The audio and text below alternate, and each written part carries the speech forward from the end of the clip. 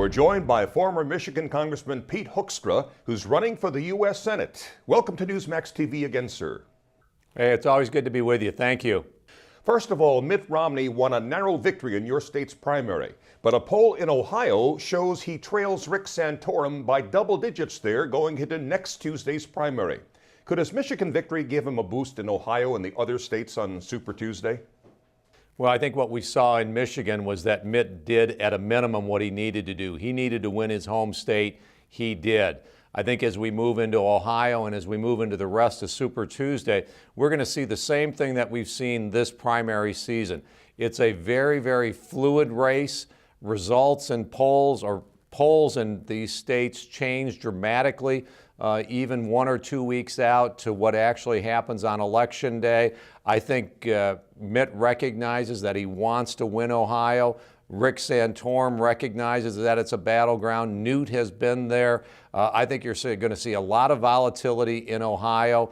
I think ultimately the organizational strength and the Midwest message that both Rick and Mitt we're going to bring to Ohio, I think it ends up being a battleground that'll be very close between Mitt Romney and Rick Santorum.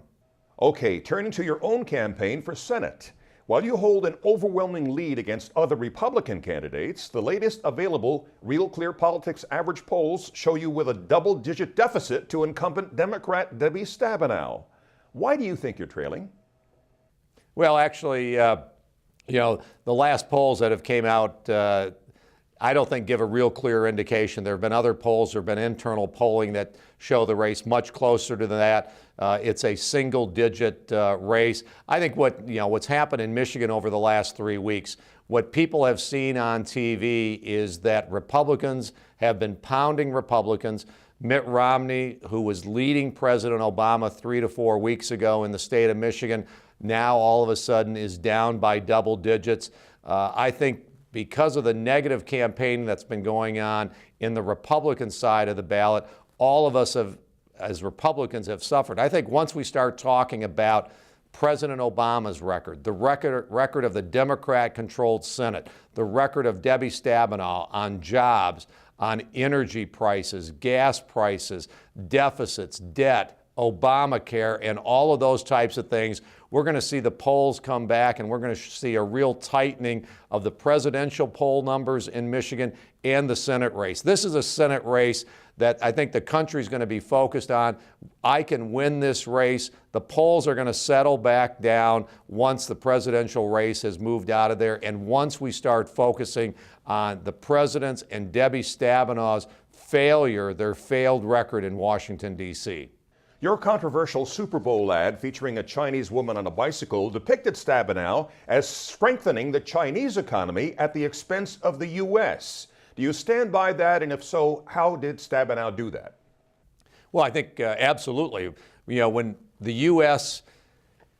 is $15 trillion in debt, when we have deficit spending of over $1.3 trillion per year, and when China holds some of that debt, it weakens us, it weakens our economy, it empowers China and our other competitors on a global basis, and it gives us very little leverage to correct the inequities and the unfair trade practice. We have no leverage versus China. When China steals our intellectual property, we don't have any leverage to hold them accountable because they hold our debt and they are expected to buy more debt. When they use prison labor to produce their products, we have no leverage to get them to stop those unfair labor practices against our U.S. companies. When they demand that U.S. companies to sell in China build factories in China rather than our workers being able to export from the United States to China,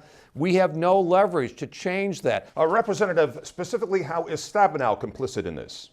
Well, Senator Stabenow, here you've got a senator who's on the Budget Committee. I used to serve on the Budget Committee in the House of Representatives with John Kasich. For 6 years, we laid out a plan every year by passing a budget. Congress implemented much of that plan, and we were able to balance the budget for 4 years in a row. Senator Stabenow, she's on the Democrat-controlled Budget Committee in the U.S. Senate. They haven't passed a budget for over 1,000 days. They have no plan on how to move forward.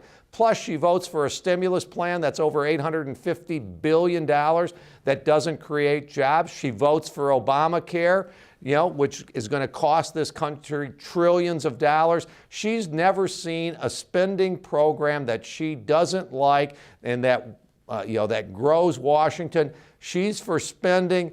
I'm for downsizing government. Her program and her priorities, her agenda, and her lack of success on the Budget Committee weakens America. We start saving money, spending less, streamlining government. We strengthen America under the plan that I would propose. All right, briefly on a couple of other topics, Representative. You were chairman of the House Intelligence Committee. Israel has told the U.S. that it will not give us a heads up if or perhaps when it decides to attack Iran's nuclear facilities. What do you say to that? Well, I think part of that is Israel just saying, so that the U.S. won't be held accountable. I hope that in private, the Israelis have a very close cooperation with us. That's how it always used to be. We used to have a great relationship militarily and from an intelligence standpoint with the Israelis. Hopefully that's continuing, and this is only a public posture. If in reality the Israelis believe that they can't work with the United States on such a critical decision and give us a heads up, and if America and Israeli relations have deteriorated to such a point that Israel would move forward with an attack on Iran without consulting, conferring, and collaborating with the United States, that would be a terrible place for U.S. and Israeli relationships to have deteriorated to. And finally, President Obama's repeated apologies to Afghan President Karzai for the Koran burnings. Were they appropriate, or, as some critics claim, do they make the U.S. appear weak? Oh, I think it clearly makes the U.S. look weak. Remember, these Korans, they were damaged. I mean, the people in these Korans had messages in them. They had been defaced by people to try to get messages in and out of these prison facilities. And the messages were intended to put American troops at risk. That message has been totally lost. This administration has been losing the messaging battle on this issue consistently, and now to go back and apologize, it's outrageous. We have to support our troops. We have to point out what happened here. American troops are dying as a result of, quote unquote, losing of what happened to these Korans. It's because America looks weak, it looks vulnerable. We have provided an opportunity. I've not seen President Karzai or anybody in the Taliban or Al Qaeda apologizing to the United States because United States troops have been injured or that they have died because of what has happened as a result of this.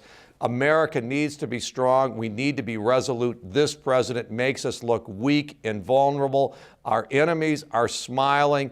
Our soldiers are wondering who's got their back. And I think this president's made a mistake by moving forward and apologizing.